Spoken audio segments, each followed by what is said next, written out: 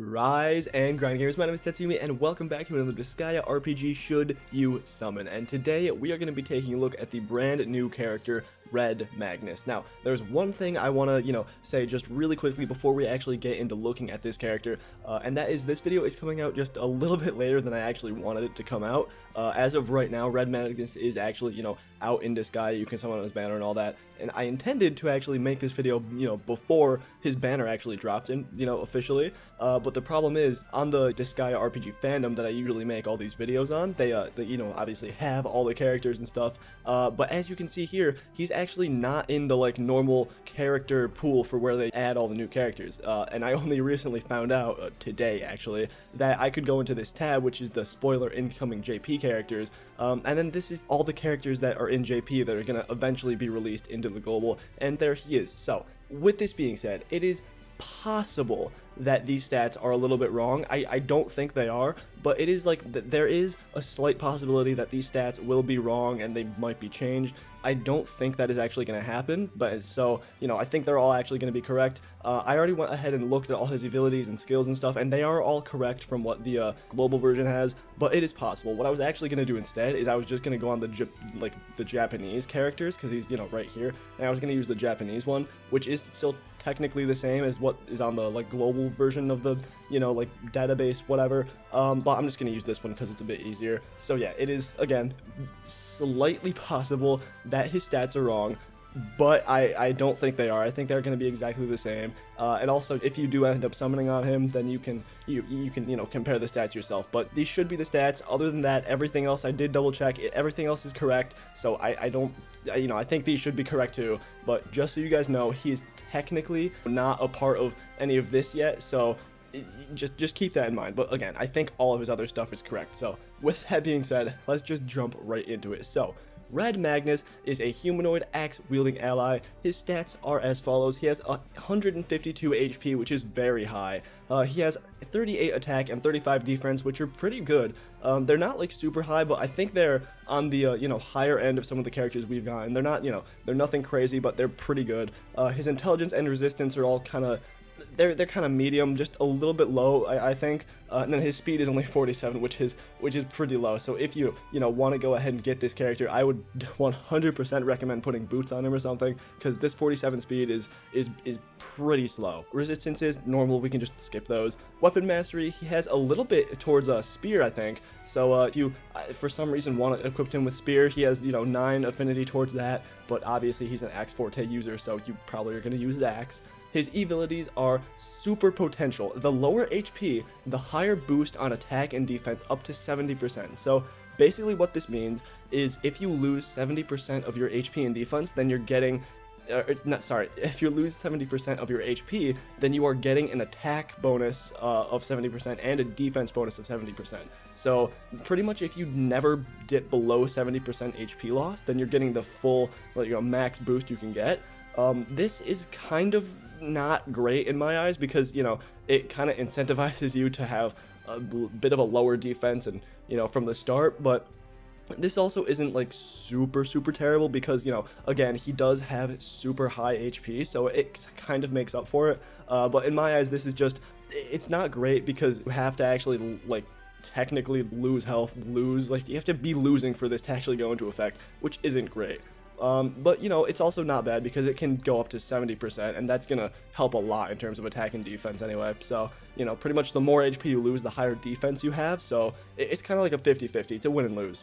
Then going on to his second ability, one hit victory, axe wielding allies, damage dealt plus 15%, which is pretty cool if you have an axe team. Then we go into body of steel, axe wielding allies, HP plus 18%. And then his his third ability at any plus 7 is super muscle equipped allies, attack and HP plus 13%. So this muscle equipped allies is like a gear. So if you equipped gear that's like this muscle, I'm pretty sure, then everyone in the party gets attack and HP plus 13%. So all in all, his abilities aren't terrible. Obviously, he is, gonna be great with an axe-wielding team, and he himself is an axe-wielder, so if you get these, he's automatically giving himself damage dealt plus 15% and HP plus 18%. And then if you go down even further to here and you get his gear equipped to him, he's already giving himself more attack and HP. So All in all of this works really well together, especially if you get all of it. He's going to be just giving himself more health, so at the end of the day, if you do end up using this to its full potential, getting down to, 70% HP, he's going to have a bit more HP to actually play around with, so he will still be boosting his attack, defense, and then he's also just going to have even more, like, damage dealt. He's going to have even more attack, and a little bit more HP just to give it a bit of a buffer with that high defense. So not terrible. I wouldn't say it's just super great because obviously, you have to lose HP for this to go into effect, but not terrible. So far looking pretty strong. Then moving on to his skills, at level 1, he gets this Steel Arm Lariat, D to D+, 30 to 25 SP, and this is a single target, and also gives him an effect. This is based on the attack stat, so this is just, your basic single target attack, but then after every attack, he's given himself an increase of +5 to his attack stat, so that's pretty good. So pretty much every time you do this attack, it's going to get a little stronger, and, so will pretty much everything else. At level 200, he gets this Giant Crush, F to F+, 40 to 35 SP. This is an AoE attack that also decreases all of the enemy's defense by 10%. These two abilities will work really well with each other because you're going to lower the defense of all the enemies, and then you can hit them with, a powerful attack, and then you're also boosting your attack, which is pretty good. Really strong, actually. Moving on to his magic spells, at Mastery 4, he gets the Shield, which can target any one of your allies and just gives him defense to 20 to 35%. Level 9, he gets this Braveheart, which is pretty much the same thing, except you can boost someone's attack by 20 to 35%. Then it's just upgrades of that, going all the way up to attack 40 to 55% and defense also 40 to 55%. All in all, this character is pretty strong. He is definitely... I can't honestly tell if he's meant to be a damage dealer or if he's meant to be more of a support. But honestly, either way you use this character, he can be pretty much whatever you want, and especially if you're trying to put him in with an axe team, because that's going to be his forte, and that's going to be helping out your team more with his abilities. Then he could be a really, really strong unit, especially because, he's lowering the defense, and he's, giving the attacks and, speed. Actually, I completely even missed this one. He has a speed increase where he just increased the speed of someone. So yeah, he's honestly a really, really good character for support and attack, depending on what you want to use him for. Again, with his, attack and defense stat not being super low, so, that could actually help you. Let's go ahead and take a look now at the Disgaea RPG database by the Goat Meow. That actually, this, if you can see right here, this tier list puts him in a B tier for the JP side at least. And I think, honestly, part of the reason this is because, he's obviously in the semi-limited common pool, so he's not super limited. He is going to be in a few more banners after this, so you will have multiple chances to actually pull him. On top of that, he has a really, really low speed stat, so I think, those two in and of itself put him in a B tier, which isn't super high, but also not super bad. Moving on to my tier list, I would actually go ahead and put this guy solidly at an A tier, and the reason is because pretty much like I said, he has a lot of health, so I think that this actually main ability will probably come in handy, especially because even if you do lose up to 70% HP, you still have a bit of time to actually tank a few hits, and on top of that, you can combo that with giving yourself attack, lowering the enemy's defense, increasing your speed, increasing your own defense. So, just all of these kind of compile onto each other to make this guy a pretty powerful unit. If you're getting the defense increase up to 70%, and then you're gonna maybe give yourself another decrease of 55%, your defense is already up like 150%. It's gonna be a lot harder for the enemies to actually attack you and do big damage if you're that tanky at the end of it. So yeah, all in all, I will put this guy solidly at an A tier. And now, do I actually recommend you summon on this guy? This is a bit of a tricky question because if you guys can remember back to my last video about the event schedule, this guy is out with the badass festival units that are up here. I put these guys at a god tier.